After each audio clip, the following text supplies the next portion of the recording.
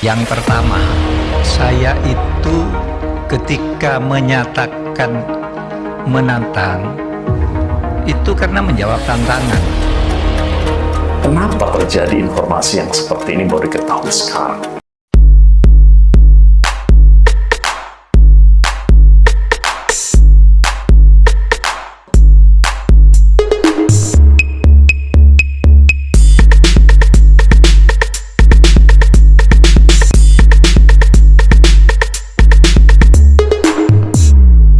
Assalamualaikum warahmatullahi wabarakatuh. Sobat kompetensi di seluruh Indonesia yang saya banggakan, selamat bertemu kembali di channel ini, channel tempat kita belajar bersama untuk menjadi sukses dan lebih baik setiap harinya. Sebelum saya lanjutkan, jangan lupa pencet tombol subscribe, like, comment, and share, serta pencet tombol gambar loncengnya agar selalu mendapatkan update terkini dari konten YouTube saya berikutnya. Sobat kompetensi, akhir-akhir ini kita digegerkan dengan ungkapan Prof. Mahfud MD yang menyodorkan temuan terdapat 300 triliun transaksi keuangan yang mencurigakan di Kementerian Keuangan dan belum selesai diperbincangkan banyak orang. Angkanya naik menjadi 349 triliun rupiah. Dan dikoreksi keterangannya bahwa transaksi tersebut terkait dengan tupoksi para ASN di Kementerian Keuangan. Sontak informasi ini membuat banyak orang meradang, terutama Ibu Menteri Keuangan yang kemudian mencoba untuk memberikan klarifikasi ke awak media tentang data dan status yang sebenarnya. Kenapa terjadi informasi yang seperti ini baru diketahui sekarang? Beberapa kali konferensi pers dilakukan, baik yang melibatkan Menteri Keuangan, Irjen Kemenq, staf khusus Kemenq, maupun Kepala PPATK hingga Pak Mahfud MD sendiri. Kesimpang siuran informasi ini hingga memancing DPR RI, terutama Komisi 3, memanggil Kepala PPATK dan Prof. Mahfud MD.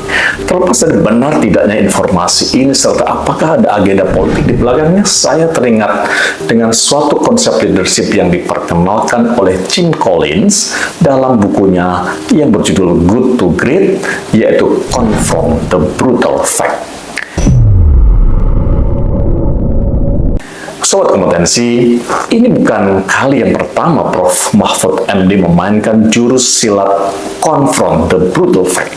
Sebelumnya, beliau juga melakukan tindakan serupa untuk membongkar beberapa kasus korupsi seperti yang menyangkut Lukas NMB, Koperasi Indosurya, dan masih banyak lagi yang lainnya. Menteri Koordinator Politik, Hukum, dan Keamanan Mahfud MD menyatakan bahwa transaksi mencurigakan sejumlah total 349 triliun yang diungkap oleh Pusat Pelaporan Analisa Transaksi Keuangan atau PPATK diduga merupakan tindak pidana pencucian uang atau TPPU, dan menurut Mahfud, TPPU jauh lebih berbahaya daripada kasus korupsi. Pengungkapan korupsi jauh lebih mudah daripada pengungkapan TPPU, sebab pengungkapan TPPU memerlukan waktu yang panjang dan melibatkan banyak pihak. Sementara korupsi hanya merupakan tindakan merugikan keuangan negara, memperkaya diri sendiri, dan melawan hukum. Selain itu, menurut Mahfud MD, TPPU diduga juga dilakukan dengan membentuk perusahaan cangkang dan mengelola hasil kejahatan sebagai upaya agar keuntungan hasil operasional perusahaan itu menjadi sah, kemudian menggunakan rekening atas nama orang lain untuk menyimpan hasil kejahatannya. Sobat kompetensi, Confront the Brutal Fact disebutkan oleh Jim Collins dalam bukunya yang berjudul Good to Great. Cara ini biasanya dipergunakan untuk menjadikan sesuatu dalam bisnis enterprise terus menjadi agile dan tidak complacent dalam memasuki arus kompetisi bisnis yang semakin sengit. Ya, memang biasanya kepemimpinan adalah tentang visi, tetapi kepemimpinan juga terkait dengan bagaimana menciptakan iklim di mana kebenaran itu didengar dan brutal fact dikonfrontasikan. Ada beberapa perbedaan besar antara kesempatan untuk bersuara dan kesempatan untuk didengar. Para pemimpin good to great memahami perbedaan ini, menciptakan budaya di mana orang memiliki kesempatan besar untuk didengarkan dan pada akhirnya kebenaran diperdengarkan. Di dalam hampir semua textbook tentang leadership, maka selalu disebutkan bahwa seorang leader harus menetapkan visi ke depan yang jelas sehingga anggota timnya akan merefer ke situ untuk menurunkan strategi, taktik dalam eksekusi mencapai tujuan akhir. Confront the brutal fact menjadi pilihan yang tepat manakala situasinya sangat kompleks dan dirasa tidak ada kemajuan dalam memecahkan masalah dalam sebuah ekosistem situasi yang problematik. Dengan memunculkan brutal fact di depan umum, diharapkan akan menjadi pusat perhatian dari semua pemangku kepentingan untuk memikirkannya, memperdebatkannya, sekaligus mencari solusinya. Dalam kasus 349 triliun ini, Prof. Mahfud MD telah dengan cemerlang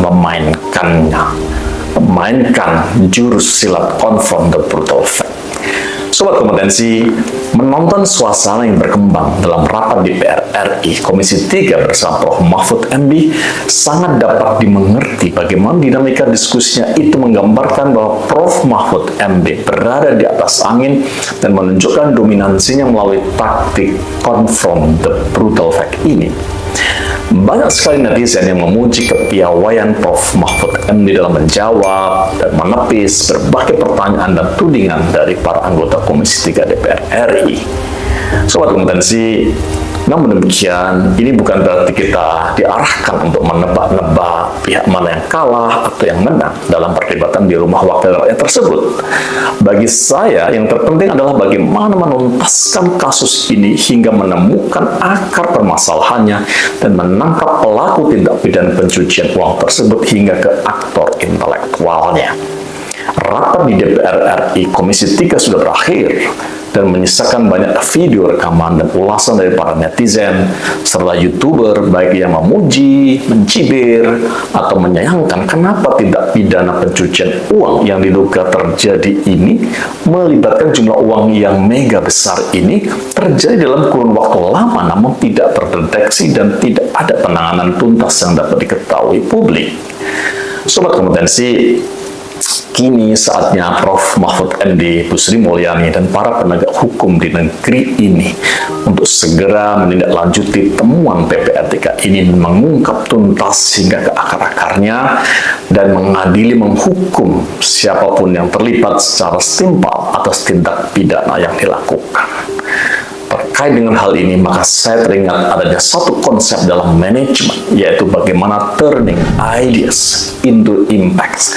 Dalam buku yang dikarang oleh Prof. Dave Ulrich, seorang guru modern human resources dunia. Di dalam bukunya yang berjudul Reinventing the Organization, chapter 12, Prof. Dave membahas pentingnya seorang leader mampu melakukan sesuatu dalam organisasi dalam make the right things happen. Larry Bossidy dan Ram Charan juga menegaskan dalam bukunya yang berjudul Execution bahwa execution is discipline.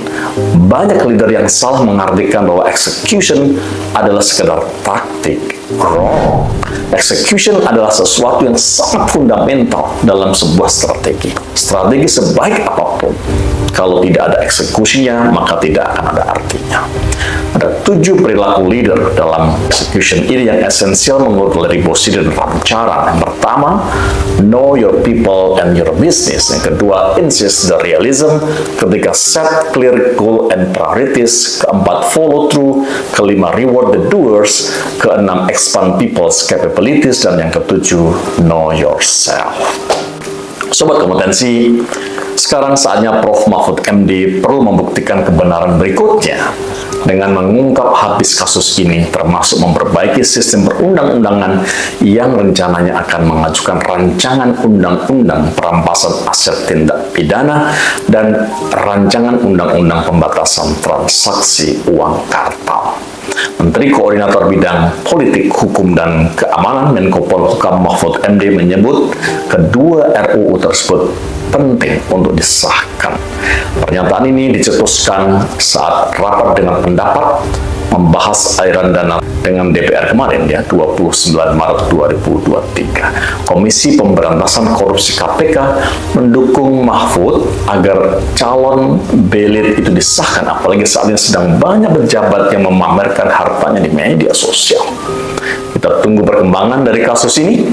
Dan selanjutnya kita sebagai anak bangsa dapat memanfaatkan kasus ini sebagai pijakan untuk melompat jauh dengan melakukan berbagai agenda perbaikan demi kemajuan bangsa yang diramalkan akan menjadi negara maju tahun 2030 dan meraih Indonesia Emas tahun 2045.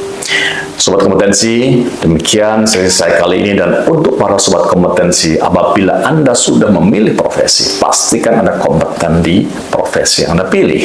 Saksikan sesi-sesi saya berikutnya dan dukung channel ini dengan subscribe, like, comment, and share. Dan jangan lupa pencet gambar loncengnya agar bisa mengikuti sesi-sesi saya berikutnya. Assalamualaikum warahmatullahi wabarakatuh. Salam kompeten.